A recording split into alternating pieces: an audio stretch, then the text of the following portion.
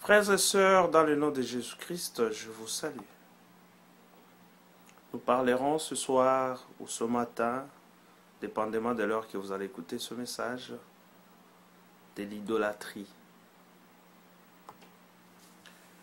L'idolâtrie est le fait d'adorer un autre Dieu que l'Éternel des armées. C'est un culte des idoles, une extrême révérence pour quelque chose ou quelqu'un. Nous, chrétiens, nous avons tendance à confiner cette définition à la représentation d'une image taillée, d'une genre statuette. Nous croyons souvent qu'un idolâtre est seulement celui qui se prosterne devant une statue ou une effigie.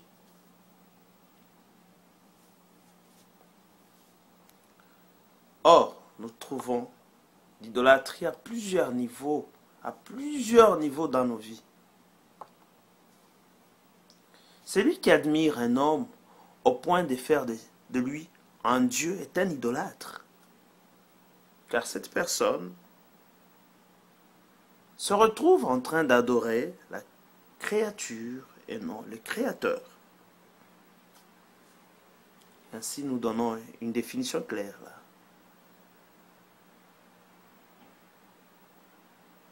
Chaque fois que l'argent prend la place de Dieu dans ta vie, tu es idolâtre.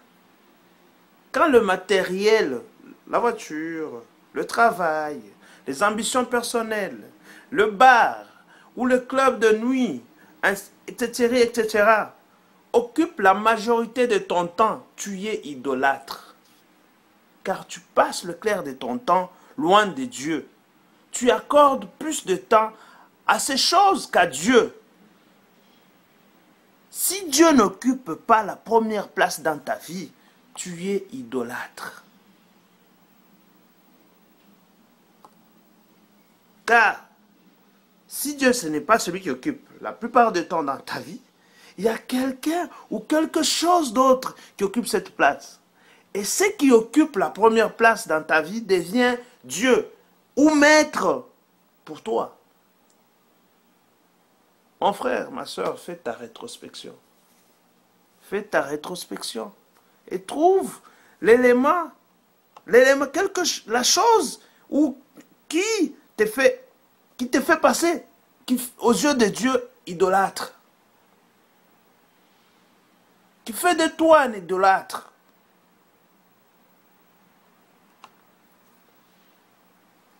À qui ou quoi appartient la première place dans ta vie?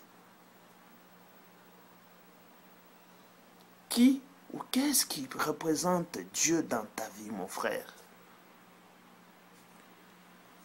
Il est écrit en Exode 21-3. Alors Dieu prononça toutes ces paroles en disant: Je suis l'Éternel ton Dieu, qui t'a fait sortir du pays d'Égypte, de la maison de servitude. Tu n'auras pas d'autre Dieu devant ma face.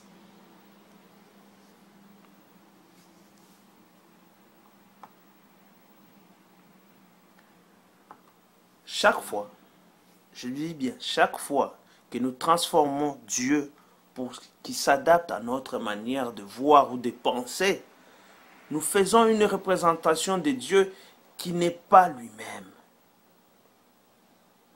Chaque fois que nous utilisons Dieu à tort et à travers, chaque fois que nous utilisons la parole de Dieu hors contexte et que nous donnons à Dieu une image qui n'est pas, nous sommes idolâtres.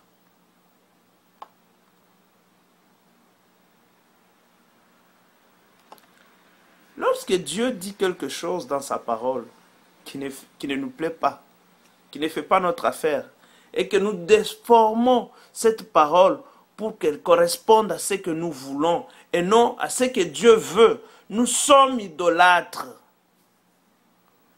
Nous sommes idolâtres parce que nous faisons un Dieu à l'image de ce que nous voulons.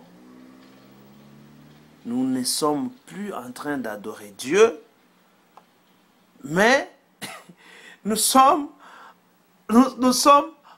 en train de faire, nous sommes en train plutôt d'adorer celui, notre Dieu entre guillemets, celui qui fait ce que nous demandons, ce que nous lui demandons. Donc un Dieu à notre image, quoi. Mes frères, mes sœurs, il est tellement facile de tomber dans ce piège. Il est tellement facile de tomber dans l'idolâtrie. Les chrétiens ont tendance à montrer du doigt les marabouts et autres personnes de ce genre, je veux dire, comme partisans premiers de l'idolâtrie, à cause de leurs gris-gris, et statues, effigies, etc., etc. À vrai dire, certaines personnes qui se font appeler chrétiens ne sont pas mieux que ces marabouts. Car aux yeux de Dieu, il n'y a pas de degré de péché. Un pécheur est un pécheur, point barre. La désobéissance reste la désobéissance. Quelle que soit sa teneur, celui qui déforme la parole de Dieu pour qu'elle reflète ses tendances charnelles est aussi coupable que le féticheur qui se prosterne devant ses statues. Alors, la question est bien posée. Qu'est-ce qui représente et où est la place de Dieu dans ta vie? Que Dieu vous bénisse.